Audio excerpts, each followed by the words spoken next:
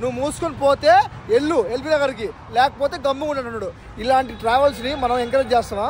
నేనైతే చెప్తాను కదా, ఇంటర్సిటీకి మాత్రం 000 ఇస్తాను. ఇప్పుడు నేను అర్జెంట్గా వెళ్ళాలి ఊరికి.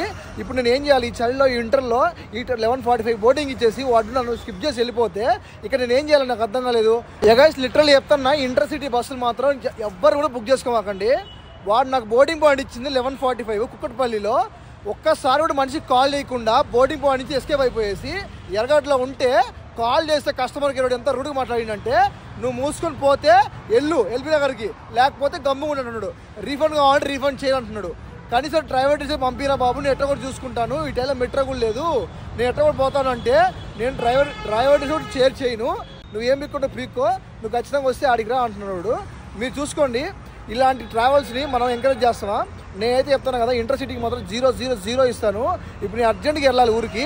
ఇప్పుడు నేను ఏం చేయాలి? ఈ చలిలో ఇంటర్లో 11:45 బోర్డింగ్ ఇచ్చేసి వాడు నన్ను స్కిప్ చేసి వెళ్ళిపోతే ఇక్కడ నేను ఏం చేయాలి? నాకు అర్థం కాలేదు. నేను ఈ వీడియో పెడతాడు, పెట్టుకో, ఏం చేసుకో పెట్టుకో, నువ్వు ఏమైనా పీక్కో, నాకు సంబంధం అంటున్నాడు. అలా ఉంది వాళ్ళ ట్రావెల్స్. కస్టమర్ కేర్ కూడా ఎంత రూడ్గా మాడుతున్నారు. ఇంటర్సిటీ స్మార్ట్ బస్ మాత్రం నేను చెప్తున్నా, worst customer care, worst travels చెప్తున్నా కదా. ఎల్బీ పోతాను, ఎల్బీ పోయి డ్రైవర్తో మాడతాను, ఏం చేసుకుని చూద్దాం అక్కడ పోయేసి డైరెక్ట్గా. భయ్యా బస్సు కుక్కడపల్లి ఫోన్ చేశారు నాకు.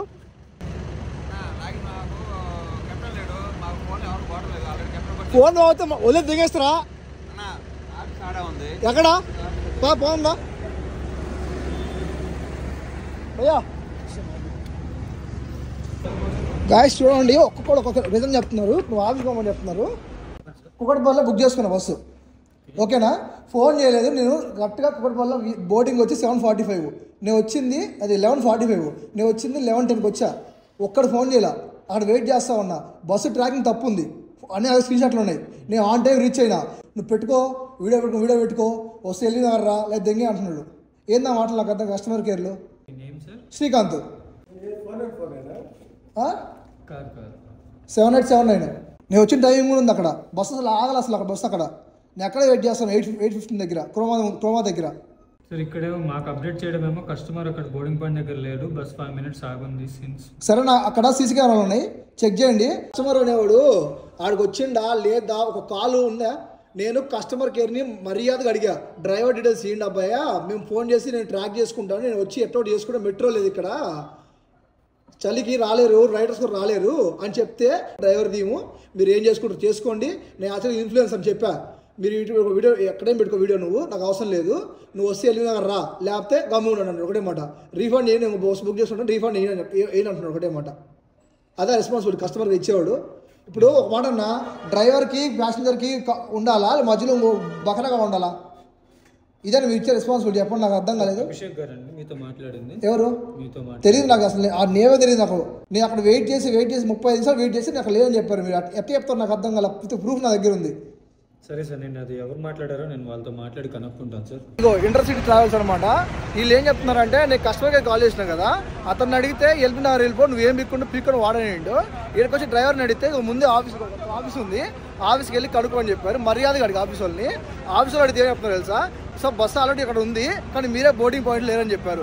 నేను ర్యాపిడోలో ఇంటికాడ నుంచి ఇక్కడికి వచ్చాను, అది స్క్రీన్ షాట్ చూపించాను ఏ టైంకి నేను ఇక్కడ వచ్చాను అనేది. అక్కడికి వచ్చి ఏమంటారు తెలుసా? ఏమో సార్ మాకు తెలీదు, అలా అప్డేట్ చేస్తారు, మేము అలా నోట్ చేసుకున్నాము, అదికి వచ్చేస్తాము, మేము కాల్స్ ఏం చేయము. సో మా ఇంటర్సిటీ మా తోపు, మా తురుం బస్సులు అనమాట, మేము ప్యాసింజర్కి కాల్స్ ఏం చేయము, మేము డైరెక్ట్గా వచ్చేస్తాం అనమాట అని చెప్తున్నారు వీళ్ళు. ఈయన అడిగితే ఇప్పుడు ర్యాపిడో వచ్చా కదా, రీఫండ్ ఇవ్వమంటే నువ్వు ఎవరితో ఆడుకున్న కస్టమర్కి ఎవరితో వాండెడ్గా ఉంటున్నాడు. సో ఇలా ఉంది ట్రావెల్స్ అనమాట, ఓకేనా? ఇది నాకే కాదు, మీకు జరగవచ్చు. సో ప్రతి ఒక్కరు ఏంటంటే ఈ వీడియో షేర్ చేసి వీళ్ళ తాటేం తీరవాలా. ఇప్పుడు వీళ్ళకి ట్రావెల్స్ ఎలా అవుతుందంటే, ఇష్ట ప్రకారం రేట్లు పెంచుకొని సర్వీస్ హీరో అనమాట, ఓకేనా? మీరు ఏం చేయాలనుకుంటే మీరు చేయండి, నేను చేశాను. గాయస్ ఇదే సిచ్యువేషన్లో మనం ఉన్నాం కాబట్టి ఎలాగోలా ర్యాపిడో అని రిక్వెస్ట్ చేసుకొని, పాపం ర్యాపిడో అన్న మాత్రం ఎంత ఫాస్ట్ వచ్చాడంటే ఫ్లాష్ మెలా వచ్చేసాడు. సో అన్నకి చాలా చాలా థ్యాంక్స్ అనమాట. ఇదే సిచ్యువేషన్లో మన లేడీస్ ఎవరు ఉంటే సింగిల్కి వచ్చేవాళ్ళు ఉంటారు కదా, సో వాళ్ళు మన పెద్దవాళ్ళు ఉంటే వాళ్ళు ఎలా వస్తారు చెప్పండి? ఈజీగా బస్ మిస్ అయిపోద్ది, ఎమర్జెన్సీ జర్నీ ఉంటుంది మనకి.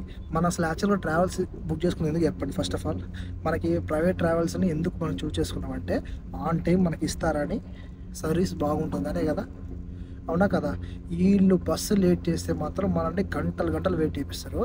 మనము లేట్ రాకపోయినా లేట్ వచ్చినామని చెప్పి బస్సుని ఈజీగా కుకట్పల్లి నుంచి ఎల్బీ నగర్కి ఎంత ఫాస్ట్ వచ్చినా అంత ఫాస్ట్ వచ్చినా చేతులు ఇంకా షివరింగ్ దాకా లేదు చలికి. సో మీకు చెప్తున్నాను, నేను మళ్ళీ ఎందుకు చెప్తున్నానంటే ఈ వీడియో వీలైనంత మంది షేర్ చేయండి. వీళ్ళకి ఎవరేం పీకలేరు అనే ధైర్యం వీళ్ళకి ఉందన్నమాట. సో మనము వీళ్ళని ఏం పీకగలమో మనం చూపిద్దాం.